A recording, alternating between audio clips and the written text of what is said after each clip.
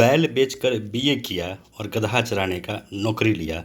2019 में फॉर्म भराए, 4-4 बार एग्ज़ाम दे लिया, 2-2 बार आंदोलन कर लिए, तब जाके इन्हें यह याद आया कि नोटिफिकेशन में कुछ गड़बड़ी है।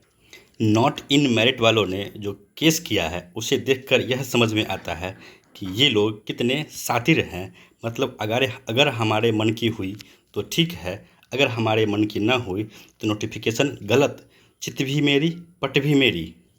जिस नोटिफिकेशन को पढ़कर फॉर्म भरा और उसी नोटिफिकेशन के में दिया गया था कि मेरिट बनेगा, उसी मेरिट में आने के लिए दिन रात लड़ रहे थे, दिन रात पढ़ रहे थे, और जब फेल हो गए, मेरिट में नहीं आ पाए, तो दिन रात इसी में अपना समय लगा दिया कि कैसे भी करके यह गलत साबित कर दो कि जो मेरिट बनाया गया है वो मेरिट गलत है।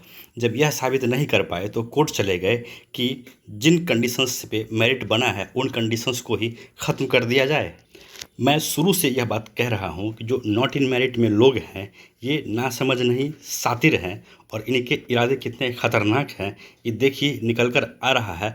जब इन लोगों ने 2-2 बार आंदोलन कर लिया, फिर इन्हें समझ में आया कि नहीं, अब भी कुछ नहीं हो सकता है, क्योंकि गवर्नमेंट और बीएसबी वही करेगी जो सच है। तो अब ये लोग कोर्ट में गए हैं और केस किया है और इन्होंने डिमांड किया है कि नोटिफिकेशन में जो पॉइंट नंबर 2 है और पॉइंट नंबर 12 है इसको हटा दिया जाए।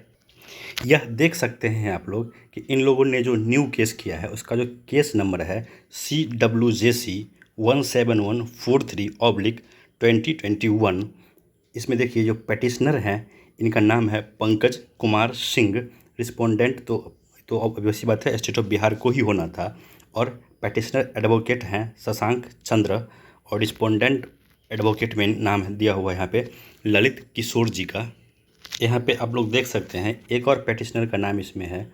सेकेंड पेटिशनर है कुंदन कुमार। ये वही कुंदन कुमार हैं जिन्होंने पहले केस किया था और फिर जब इन्हें सच्चाई का पता चला तो कोर्ट से ये लोग भाग खड़े हुए थे।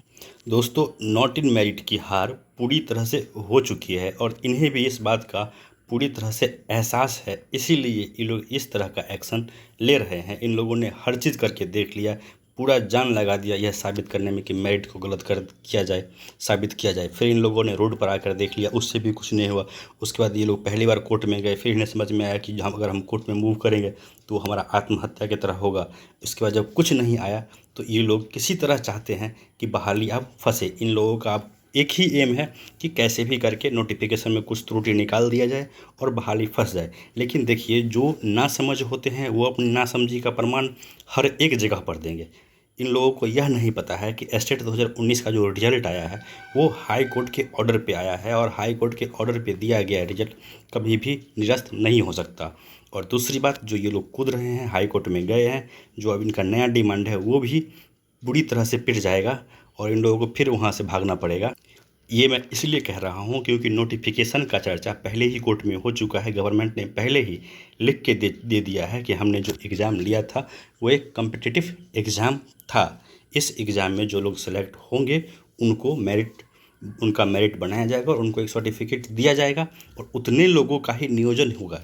ये बात बहुत लोगों में कन्फ्यूजन है। ये बात हर किसी को समझना चाहिए कि अगर आप मेरिट में हैं फिर भी आपका नियोजन ही होना है। भले आपको सैलरी मिलेगी नियुक्ति वाली, सैलरी वही मिलना है जो नियुक्त टीचर को मिलता है, लेकिन बिहार में जो सिस्टम है टीचर को अपॉइंट करने का, आप कुछ भी कर लें, आप जब भी एक एम्प्लॉय आप बनेंगे तो आप एम्प्लॉय कहलाएंगे पर्टिकुलर नियोजन इकाई के ही। लेकिन ये होगा कि आपको सैलरी जो मिलेगा वो एक नियुक्त टीचर वाला ही सैलरी मिलने जा रहा। तो जितने भी लोग मेरिट में हैं वो लोग 1% भी टेंशन ना लें।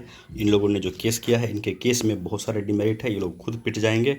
और आप लोगों से निवेदन है कि आप लोग सब को एकजुट रहिए और अपना समर्थन बनाए रखिए मेरिट के लिए, और आगे जो भी केस होगा उस केस में हर कोई लोग समर्थन दीजिए, क्योंकि हाई कोर्ट से अगर ऑर्डर मिलता है तो वो एक ऐसा एक्शन होगा गवर्नमेंट के ऊपर कि गवर्नमेंट को तुरंत उस पर एक्ट करना पड़ेगा। क्योंकि इस देश में किसी भी डेमोक्रेसी में न्यायपालिका सबसे ऊपर होती है। न्यायपालिका का जब डंडा चलता है तो अच्छे से अच्छा गवर्नमेंट को उसका बात मानना ही पड़ता है। एक बार अगर हाई कोर्ट से ऑर्डर आ गया तो हंस के या रोके सरकार को हमारा बहाली कराना ही पड़ेगा। दोस्तों, इस वीडियो में इतना ही। धन्यवाद।